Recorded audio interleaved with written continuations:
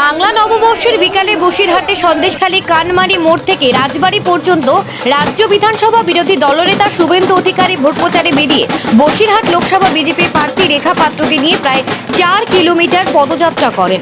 কলকাতা বাসন্তী হাইওয়েতে এই পদযাত্রায় অংশ নেন কয়েক হাজার বিজেপি কর্মী সমর্থকেরা।